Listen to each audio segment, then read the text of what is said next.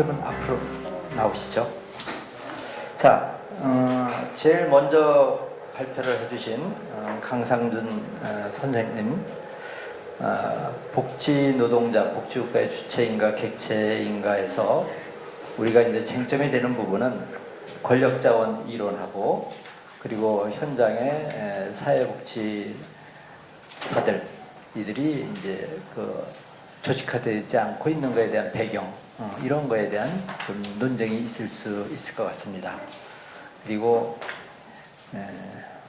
신진영 선생님의 발표에 대해서는 우리가 그 지방 정치력 그리고 이제 국가 전체 이제 재정의 분배 그리고 이제 마지막에 말씀하신 분권 시스템 구조 이런 것에 대한 여러분들의 또 질의나 의견이 있을 것 같고요. 마지막 오건호 선생님 발표에 대해서는 이제 포괄성, 적절성 그거에 이제 수준조차도 이야기가 될 수 있을 것 같고 또 마지막에 이제 우리 사회적 합의로 인한 증세를 통한 복지 재원 또 이제 그런 부문에서 체제로 가기까지의 우리 사회에서의 어떤 경로 이런 것들에 대한 또 다양한 말씀들이 있을 것 같습니다. 네, 그러면은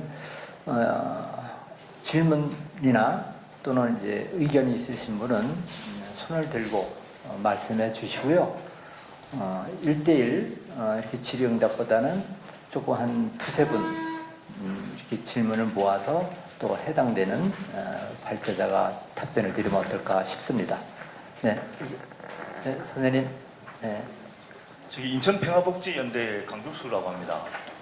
그 강상준 서울복지시민연대 사무국장님한테 질문하겠습니다. 그 노동자의 임금 수준을 보면 대기업 정규직 노동자가 100이라 했을 때 대기업 비정규직 노동자가 한 70 정도 돼요. 63% 되고요. 그 다음에 중소기업 정규직이 53%고 중소기업에 있는 비정규직 노동자가 한 37 정도 된다는 통계를 봤습니다. 그런데 사회복지 노동자의 급여 수준이 얼만큼 되는지를 임금 수준이 얼만큼 되는지를 한번 얘기해 주시고요. 그 다음에 이제 사회복지 노동자들의 제가 제일 중요하게 생각하는 것이 복지의 최고의 형태는 고용을 유지하는 거라 생각하거든요. 그 다음에 이제 보편적 복지를 실시하는 거라고 생각하는데 제 개인적으로는 그 다음에 이제 그 사회복지 노동자들의 처우를 개선하기 위해서 저는 이제 급여 수준을 나름대로 올려야 된다고 생각하거든요. 올리기 위해서 그 예를 들어서 우리 나라 전체를 봤을 때 사회복지의 그 정책에 들어가는 그 재원이 한정되어 있을 거 아닙니까, 그죠? 한정되어 있는데 이런 부분에서 사회적 대타협이 필요하다고 생각하거든요. 그 급여 수준을 올리고 대기업을 어떻게 이제 조정을 할 건지 그런 부분 필요한데 그런 거에 대한 대안을 그 사회복지 노동자들의 처우 개선과 관련돼 가지고 어떻게 해결할 수 있는 건지 그 부분 좀 답변을 부탁드립니다. 네, 고맙습니다. 또 강상준 사무국장님이 말씀하신 근데 이렇게 좀 그 정리하신 글을 보면서 좀 한 가지 아쉬웠던 점이 이 사회복지 현장이 왜 노동조직화가 안 될까에 대한 의문을 던지셨는데 좀 사회복지 현장의 특수성에 좀 집중해서 말씀하시다 보니까 뭐 대한민국 전체적으로 노동 조직률이 대단히 낮잖아요. 이런 대한민국의 전반적인 어떤 그 노동 조직률이 낮은 이유로부터 좀 접근해서 들어갔으면 더 설득력이 있지 않았을까 이제 이런 아쉬움이 있어서 좀 그 부분에 대해서 질문을 좀 드리고 싶었고요. 그리고 우리 오건호 선생님께도 그 복지 재정과 관련된 문제에 대해서 선생님께서 쓰신 글도 많이 읽고 이제 이랬었는데 복지 체제로 이렇게 설명을 해 나가시면서 연금을 가지고 이제 얘기를 하시다 보니까 이 또한 좀 되게 그 협소한 틀로 이해되는 건 아닌가 이런 아쉬움이 들었거든요. 어떤 질문이냐면은 그래서 복지 국가를 만들기 위해서 우리에게 필요한 재정이 얼마고 그 대한민국 재정을 좀 전체적으로 바라보면서 복지 국가를 좀 그려볼 수 있어야 되는 건 아닌가 좀 이런 아쉬움이 있어서 그래도 좀 연구를 많이 하셨으니까 의견을 좀 묻고 싶습니다. 네, 오건우 위원장님께 임금 문제가 해결되지 않고 조세정책, 복지국가 건설에 대한 의식의 전환이 가능할까요? 네, 위원장님의 의견이 궁금합니다. 이런 질문이었습니다. 네. 자, 그러면은 1차 몇 분 질문 주셨기 때문에 강상준 국장님 먼저 전체 대기업 임금 수준에 비해서 우리 사회복지 쪽 임금 수준이 어느 정도라고 생각하느냐 그거 하나 하고 처우 개선을 위한 그 재원 조달을 어떻게 할 거냐 그거 한 분이 질문하셨고 그 다음에 사회복지 노동자들의 그런 조직률이 낮은 거를 어떤 그 몇 가지 종교라든가 학력 수준이라든가 처우에서 말씀하셨는데 그것보다 한국의 일반적인 그런 노조 조직률이 낮은 그 일반적인 배경에서도 한번 들여다볼 수 있지 않았겠느냐 이런 질문이었습니다. 네. 사회 서비스 영역에서 여기서 이제 사회복지원장 종복이나 노복이나 잠복, 뭐 소위 이야기하는 주류 같은데 급여의 조건은 뭐 굳이 말씀을 안 드려도 다 아실 거예요. 근데 예를 들어서 뭐 방과후식 지역아동 센터나 또 얼마 전에 기자회견을 했던 그 아동그룹홈, 그러니까 소규모 시설 같은 경우는 특히 아동그룹홈 같은 경우는 거기는 정부 보조금의 형태로 들어오질 않습니다. 거기는 그냥 기금으로, 복권 기금으로 해서 들어오기 때문에 1년에 끼케야 그냥 1000단위 정도로 들어오는 걸 제가 알고 인원 대비 급여가 들어가지 않고요. 그 다음에 뭐 지역아동 센터 같은 경우도 기본적으로 3명의 티어가 들어감에도 불구하고 이 3명에 대한 급여가 전체적으로 맞춰지지 않고 매년 그 시에서 자부담으로 나가는 부분들이 뭐 5만 원 올라간다든지 뭐 이렇게 되고 그 다음에 뭐 장기 요양 같은 경우는 뭐 급여에 대한 부분이 기본적으로 요양 서비스 수가로 가서 뭐 지급이 된다 하지만 그것도 역시 최저임금 수준에서 크게 벗어나지 않고 즉 지금 말씀하신 대로 그 각각의 격차에 대한 부분을 종합적으로 정리한 것은 있느냐라고 말씀을 하시면 저는 현재는 종합적으로 격차에 대한 부분을 가지고 있지는 않습니다. 그러나 얼마나 지금 이 위에서부터 밑에까지의 층위가 얼마나 이 다양하고 그 층위들이 양극화의 모습으로까지 보여줄 수 있는 현장인가라는 것은 문제는 명확히 인식을 하고 있고요. 지금 이제 지적해 주신 대로 한번 요거는 한번 작업을 한번 해야겠다라는 생각이 들고 근데 여기서의 포인트는 바로 그거죠. 과연 그러면 사용자는 누구로 볼 것이냐에 대한 부분인데 사용자성에 대한 부분을 국가나 지방자치단체로 보지 못하게 계속 지금 무언가가 세력에 의해서 막히고 있다는 부분입니다.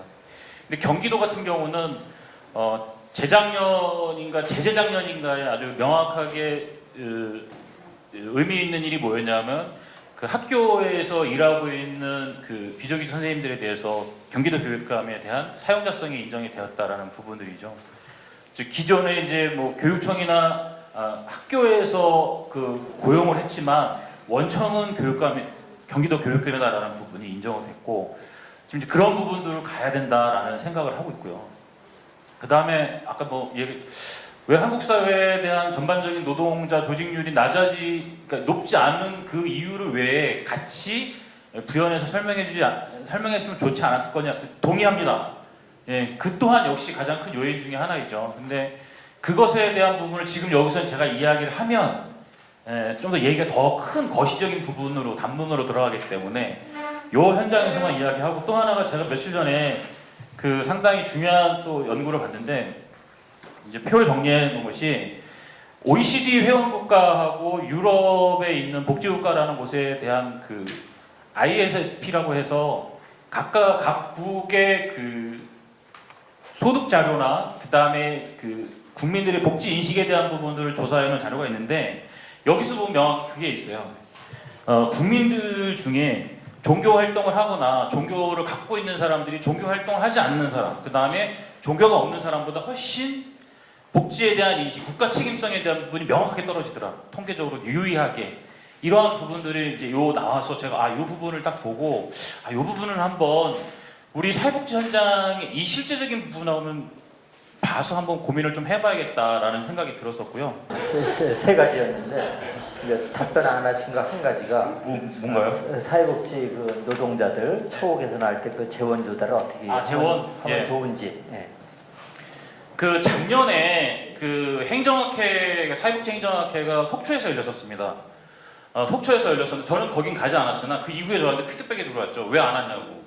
알고 봤더니 동국대학교 그 김영경 교수가 그 사회복지 서비스 영역의 임금에 대한 결정은 지금과 같이 지침이나 권고사항으로 자치단체에서 혹은 보건복지부에서 내려가는 것이 아니라 명확하게 지방정부 혹은 중앙정부하고의 임금 교섭을 통해서 해야 된다라고 이야기를 했다라는 것이죠. 즉, 그건 뭐냐 하면 이 재원의 부분 또한 역시 그것은 국가가 책임져야 되는 부분이라는 이야기예요. 즉, 노동자들이 임금 협상을 할 때 고용주하고 단협을 맺을 때 분명히 명확하게 달라는 것이 있습니다. 뭐냐? 작년도 혹은 최근 동안에 당기 순이익이나 이런 매출 자료나 그 기업의 매출 자료를 요구를 합니다. 그 명확하게 줘야 됩니다. 그래서 그것을 보고 이 부분을 보면 순이익이 얼마나 났고 이렇기 때문에 우리가 이 정도는 요구를 해야 된다라는 부분들이 있죠. 마찬가지입니다. 지금 말씀하신 부분도 만약에 그렇게 될 경우에는 국가의 경제개발 수준이나 뭐 전년도의 재정의 수준에 대한 부분을 보고 명확히 그 부분을 가지고 교섭에 들어가는 것이죠. 근데 이 부분이 가장 중요한 게 뭐냐면 베른슈타인이 그 이야기를 했습니다. 노동자들이 자기들만의 이익을 가지고 만약에 자신들의 기득권에 빠져서 타 노동자들과 타 영역과 연대하지 않으면 그것은 노동자가 아니다라고 얘기했습니다. 그건 당연히 그냥 기득권 세력이다라고 이야기했죠. 즉 뭐냐 하면 우리나라가 전체적으로 노조 조직률이 낮은 이유 중에 가장 큰 요인이 바로 그겁니다. 전체가 같이 산별로 뭉쳐지거나 다른 영역의 노동자 그룹들하고 뭉칠 수 있는 정치적 이슈나 사회적 이슈 가지고 만약에 연대 파업을 한다 그러면 불법입니다. 다 잡혀 들어갑니다. 현재는. 그것이 대한민국의 법률에 맞고 있거든요. 네. 그러니까 제가 말씀드렸던 맥락하고 맞습니다. 그렇기 때문에 재원에 대한 부분을 만약에 고민을 하게 될 경우에는 그것은 국가하고 우리가 타협을 할 때 그럴 때 분명히 명확하게 나타난다. 재원에 대한 부분을 같이 고민하게 된다라는 부분이죠. 네. 돈 문제가 나오니까 이제 목소리가 커지는 것 같아요. 네, 오건호 위원장님. 네. 예. 그 두 번째 주신 질문부터 말씀드리면 임금 문제 해결 없이 복지로 되겠느냐 전적으로 동의합니다. 그리고 복지국가 운동하는 입장에서 그런 질문을 많이 받아요. 복지는 2차 분배거든요. 이미 시장에서 자본과 노동이 한번 분배하고 나서 거기서 다시 거두어서 재분배하는 것이기 때문에 한국처럼 자본과 노동의 시장에서의 분배의 격차가 이렇게 심각한 곳에서 복지가 지속 가능하기도 어렵고 힘겹습니다. 거기서부터 생긴 문제를 복지가 이제 대응해야 되니까 그러면 복지는 무의미한 거냐? 그 유의미성은 뭐냐? 저는 거꾸로 결국은 자본과 노동에서의 격차의 분배의 문제는 결국은 자본과 노동이 해결하는 문제거든요. 자본의 힘과 노동의 힘에서 결정되는 것이고 노동의 힘이 약하다는 걸 얘기하는 겁니다. 그래서 결국은 이 임금의 격차 문제는 노동이 해결해야 됩니다. 노동 주체가 해결해야 됩니다. 그래서 노동조합이 중요하죠. 노동조합이 있는 노동이 강합니다. 그래서 자본과 싸울 수 있습니다. 똑같습니다. 복지가 지금의 시장의 격차를 해결해 주지 못했지만 복지 있는 노동이 강합니다. 강한 실업급여를 가지고 있을 때 사용자들과 오래 붙을 수 있는 겁니다. 그런 면에서 복지가 시장의 문제를 해결하지 않지만 노동조합이 그 노동의 조직적 서포터스가 되듯이 강한 복지는 그 노동자에게 경제적 서포터스가 될 겁니다. 그래서 결국은 노동의 문제, 시장의 문제를 해결하는 노동을 키우는 그런 경제적 생활의 서포터스라는 의미에서 복지 그 자체가 직접적으로 임금격차 문제를 해결하는 건 아니지만 바로 임금격차 문제를 해결하는데도 역시 일조한다라고 되고 이건 또 역사적으로도 그래서 강한 복지 있는 나라들이 노조가 강하고 시장에서의 분배도 잘 되어 있습니다.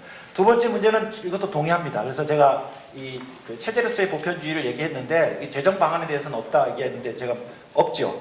저도 없습니다. 없어서 사실은 이걸 마련해야 된다고 생각이 들어요. 지금 제가 말씀드린 건 지금 문재인 정부에서 복지 얘기하는데도 사실 안타까워요. 아동수당 지구상에 없는 나라가 없다. 이거 도입하자. 아직도 군수단이거든요. 복지 하나 더, 벽돌 하나 더 갖다 놓는 게 마치 무슨 복지국가를 만드는 것처럼. 근데 물론 이제 그런 한계 때문에 보사연에서 복지국가 비전 프로젝트를 하는 걸로 알고 있습니다만은 잘 나올지 모르겠어요. 저는 그래서 최근에 사실 몇몇 지인들하고 한국판 베버리지 보고서 2030 혹은 2040 복지국가 전략 보고서를 만들어야 된다는 거고, 그때 이거는 결국은 지출에서의 보편주의 로드맵과 세입에서의 보편주의 로드맵을 의미하는 거고요. 지금 오늘 제가 발표해드릴 건 지출에 단순하게 벽돌 논의를 하지 말고 전체 체제 수준에서의 로드맵을 짜자는 거고, 요 지금 수입에서의 로드맵도 이제 세금과 사회보험료 중심으로 해서 짜야 된다고 생각합니다.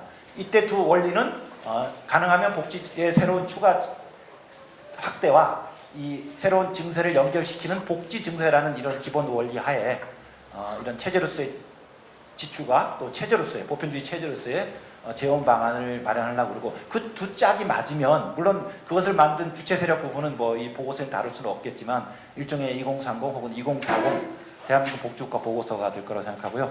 하여튼 같이 만들 수 있기를 바랍니다. 예. 포괄성과 적절성의 얘기를 했는데, 포괄성은 이제 배제되지 않은 이제 형평성이죠. 질문도 이렇게 형평성을 맞춰서 우리 복지분권 쪽에도 질문을 좀 주시면 좋을 것 같습니다. 네. 복지분권이 노무현 정부 때부터 지금 복지분권이 쭉 진행되고 있는 거라고 볼 수는 있잖아요, 기조가. 그리고 결국은 복지는 지자체가 시행하는 거기 때문에 의사결정을 중앙정부가 하더라도 결국은 피청금이나 아동수당이 결국 지자체가 지급하는 거고 또 국고보조 지원을 받는 거니까 지자체 전체 복지의 역할은 저는 커진다고 봐져요. 이걸 분권이라고 볼지 모르겠지만 지금의 현재 이런 추세가 문제라고 보는 건가요? 아니 어떤? 그 참여정부 이후에 박근혜 정부 때도 지방이양 사업을 조금 더 늘리겠다 이렇게 얘기는 했으나 안 됐고, 그러니까 이명박 때도 몇 개를 지방의 이양을 더 늘리겠다 이렇게 했던 부분들이 있는데 이행은 안 되고 있었어요. 내내 답보 상태였고, 오히려 그 지방정부와 중앙정부 사이에 서로의 책임 회피 때문에 오히려 몇 개 사업이 중앙으로 환원되는 그런 과정에 있었던 거고, 근데 그 사이에 문재인 정부는 새로 정부를 출범하면서 복지분권 이렇게 강화하겠다 이렇게 선포를 했는데, 거기에 대한 고민이 저희가 되게 미천하다 이런 문제의식인 거고요. 거기에 그리고 경험은 그런 경험밖에 없다 보니까 복지사무가 그러면 지방으로 몇 개가 더 내려오는 거지, 재원은 어떻게 나눈다는 거지, 이 정도의 고민에 머물러 있는데, 그게 아니라 복지사업 전반을 놓고 지금 중앙과 지역, 그러니까 중앙적인 대응, 지역적인 대응, 선별적인 대응, 보편적인 대응을 논의해야 된다라는 문제의식이었습니다. 이 부분에 대해서도 하나 추가 설명을 드릴게요. 지금 이 부분이 상당히 한국 사회에서는 상당히 중요한 부분이라고 저는 봐요. 그러니까 이 지방 중앙정부에서 지방으로 그 이양을 하고 있는데, 이것이 어떤 원칙이나 그러한 고민에 대한 사회적 논의에 대한 부분이 아니라 그냥 정권 차원에서 계속 그렇게 되고, 근데 중요한 것은 여기서 저도 이제 이야기하는 것이 뭐냐면, 그 공적 영역에서의 보면은 공공전달 체계의 사회복지 노동자, 즉 공무원들은 이 부분에 대해서 명확하게 의견을 표명하지 못하고 있습니다. 근데 이 사회보험, 4대 보험 영역에서의 보면은 뭐 의료보험공단이나 그 다음에 국민건강보험공단에 있는 그쪽에 있는 노조들은 굳건하게 지금 그 세력들이 이 4대 보험에 대한 부분을 그래도 지켜나가려고 상당히 노력을 한다는 것이죠. 근데 사회서비스 영역에 있는 사회복지 노동자들은 지방분권이 뭔지, 중앙정부에서 왜 보내려고 하는지에 대한 부분을 전혀 인식을 하고 있지 않다라는 부분이죠. 가장 대표적인 상황이 뭐였냐 하면, 박근혜 정부 때 서울하고 성남이 그 청년수당이나 여러 가지 배당 문제로 가지고 자체적으로 하려고 했을 때 뭐 범죄 행위냐 막 이러고 했었죠. 근데 그때 명확하게 서울 같은 경우도 들고 일어나서 사회서비스 영역에 있는 노동자들이 서울 건드리지 마라. 지방에서 하고자 하는 복지 서비스 영역에 대한 부분은 명확하게 할 수 있어. 니네들이 재원을 주지 못할 망정 왜 이것을 범죄 행위라고 하느냐라고 들고 일어나야 함에도 불구하고 전혀 움직임이 없다라는 것이죠. 오로지 시민사회 영역에서만 이것은 문제사항이다라고 하고 연대하자라고 이야기했지만 전혀 연대에 대한 부분이 없었습니다. 근데 움직인 게 딱 한 번 있었습니다. 왜냐? 시에서 요구하니까. 그래서 가톨릭회관에서 16개 직능단체들이 모여가지고 기자회견을 하는 거예요. 저는 정말 그걸 보고 역시 사회복지 노동자들이 현재는 객체다. 그러니까 왜 그렇게, 그러니까 물론 그 내용은 좋으나 그 동기가 상당히 주체화되지 못했다는 것이죠. 그건 보면 결국은 관제대모인 수준밖에 안 된다는 이야기인 겁니다. 아무리 저거 한다 치더라도.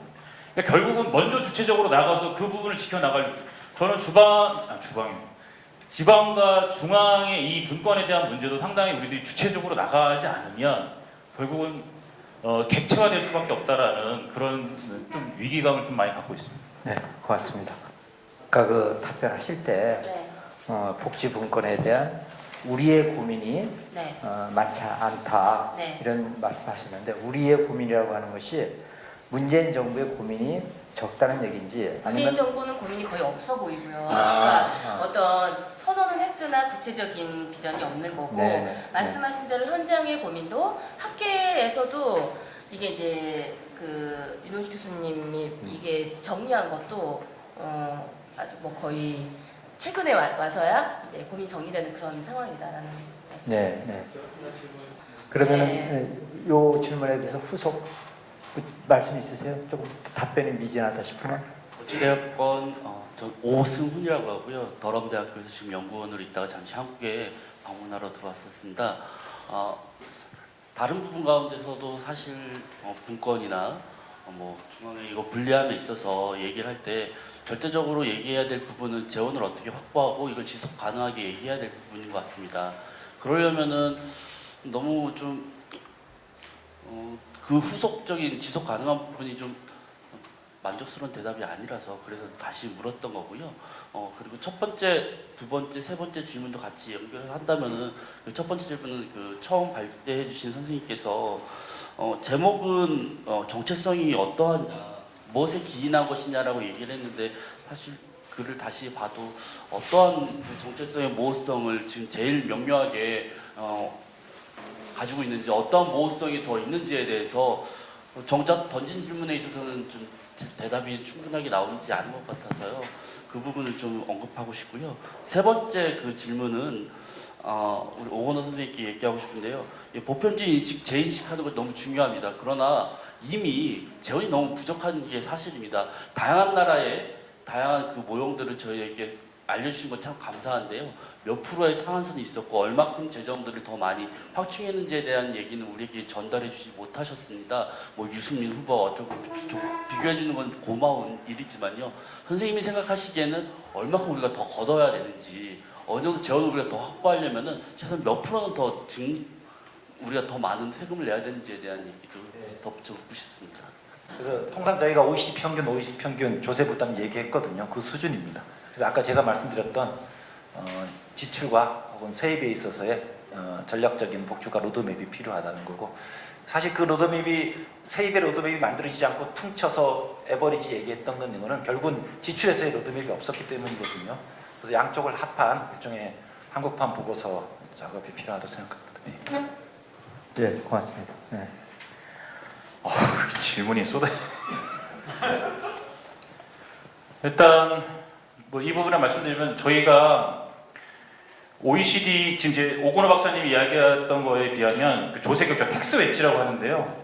사용자가 노동자가 부담하는 그 자기 급여에서 부담하는 비용이 한국의 월등히 낮습니다. 독일 같은 경우는 40% 이상이 되고 한국은 20% 이상, 20% 정도 수준밖에 안 되고 또 개인 소득세 같은 경우는 상당히 낮기 때문에 이거는 명확히 저는 개인적으로 급여도 올리고 급여에서 나가는 세금도 올려야 되고 거기서 나가는 사회보험금도 올려야 된다고 저는 이렇게 보고요. 또 하나는 어디 갔어요? 노동자의 모호한 정체성. 하여튼 제목은 제가 다시 고민을 해보도록 하겠습니다. 제목을 바꾸는 걸로. 네, 시간이 너무 많이 지나는 것 같아요. 네네네. 지금 답변하실 수 있는데 시간 관계에서 뭐 이렇게 생각하는 것 같아요. 나중에 디프리 때 또 말씀 나누시기 바랍니다. 네. 지방 분권의 뭐 집행이나 계획이나 뭐 논의 과정이 주체가 뭐냐? 지방 행정기관인지 여기서 가장 중요한 건 시민들이 참여하는 개방형 논의 구조와 참여 구조, 집행 구조거든요. 그 문제를 조금 더 연구해야 될 거라는 생각이 하나 들고요. 지방 분권의 개념도 우리 오 박사님이 얘기한 것 같습니다. 포괄성과 적정성의 문제가 있는데 문제는 지역 간 격차가 너무 크다는 거잖아요. 여기서 보충성의 문제가 하나 더 들어가야 된다는 생각이 들어서 대충 전 지역의 복지에서는 n분의 1, 헤드당 n분의 1의 균형성을 좀 가지면서 보충성을 가져야 된다는 생각이 들어서 역교부의 문제가 좀 나올 거라고 생각하고, 더 중요한 거는 지방 복지를 추진해 가는 과정에서 실험적 선도성이라는 개념이 필요할 것 같아요. 그러니까 아까 이재경 씨가 했는데 성남시 부분을 논쟁할 것이 아니고 성남시가 가지고 있는 재정적 어떤 그 가능성을 선도적 실험성으로 수용하고 그 부분을 어떻게 전체적으로 포용적으로 전개할 수 있느냐 한 그런 걸로 이게 서로 대화가 될 수 있는데 그걸 왜 이렇게 적대적으로 받아들이는지 하는 그런 아쉬움이 있습니다. 이거 질문 겸 문제의식입니다. 네, 지방 분권의 주체, 지역 격차, 그다음에 선도적 실험성. 네, 네, 네, 마지막 질문으로 받겠습니다. 제가 북유럽에서 살면서 느낀 건 우리나라에서 이런 복지를 확충하기 위한 재원 확보는 굉장히 쉽다는 것입니다. 일단 지금 우리나라에서는 여성들이 일하는 비율이 굉장히 낮은데 이게 어떤 상황을 유발하냐면 남자 가장 한 명이 자기 부인, 자기 할머니, 할아버지, 장모님 가족, 그리고 자기 딸, 아들, 손자, 손녀까지 다 그거 혼자서 부담해야 되는 겁니다, 복지를. 그런데 북유럽에서는 여성들이 충분히 가정이랑 일을 양립할 수 있기 때문에 여성들이 일을 하면 그때 나오는 세입에서 나오는 소득이 2배가 되죠. 그리고 또 북유럽에서는 아이들도 12살만 되면 12살만 되면 일을 보냅니다. 그래서 고등학생, 대학생들이 충분히 일을 할 수 있고 사회 경험을 할 수 있으면 가서 직접 돈을 벌리게 한다는 거죠. 그래서 우리나라도 이렇게 여성들이 일할 수 있는 환경, 그리고 아이들이 일할 수 있는 환경을 만들어내면 충분히 지금보다 훨씬 많이 세금을 낼 수 있다는 거죠. 이게 가능한 제 생각인지 아닌지 좀 질문을 하고 싶었어요. 좀 빨리 말씀해주세요. 그 아이들이 일하는 건 아동 노동 금지에는 해당이 안 되나요? 만 12살 이상이면 네, 이럴 수 있습니다. 네, 나중에. 네, 고맙습니다. 네. 주신 의견에는 전부 다 동의를 하고요. 주체에 있어서 시민사회의 강화가 절실하게 필요한 부분들이 있고, 사실 이제 공론장이 만들어져야 되는데 공론장이 만들어지기도 어렵고, 그 공론장이 현재 되게 탁한 상태다. 뭐 자발적인 어떤 개인들이 와서 마음껏 얘기할 수 있는 공론장을 연다는 거 쉽지 않고 그렇게 해서 만들어 나가야 되는 부분이 있고, 또 하나의 우려는 지방 정부의 능력이 너무나 낮다. 그리고 그 지방 공무원들하고 복지사업 관련해서 얘기해 보면은 정말 절망적인 부분들이 많기 때문에, 그래서 이게 이런 여기에서 지방 복권을 하면서 지방 정부에게 요구되어지는 복지 기획과 집행이 과연 가능할 것이냐, 그게 사회복지 전담 공무원들을 많이 뽑은다고 해서 그게 또 될 것이냐, 이런 문제는 저희가 계속 해결해 가야 될 문제라는 생각이 들고요. 마지막 성남시의 사례는 아까 저희가 비비 영역으로 놨던 것인데, 그거는 중앙정부의 복지를 확장시키는 역할을 한다라고 저도 보고 있습니다. 네. 네. 각 세 주제에 대해서 열띤 또 질문도 주셨고, 저희가 단지 정말 시간이 아쉽다는 그런 생각이 듭니다. 네, 고맙습니다. 저희 이 자리를 이제 마무리할 순서가 됐는데, 우리 사회자님께 클로징 부탁드리겠습니다. 짧은 시간 내에 복지, 분권, 여러 가지 이야기를 하는 게 물리적으로 쉽지 않았을 것 같습니다.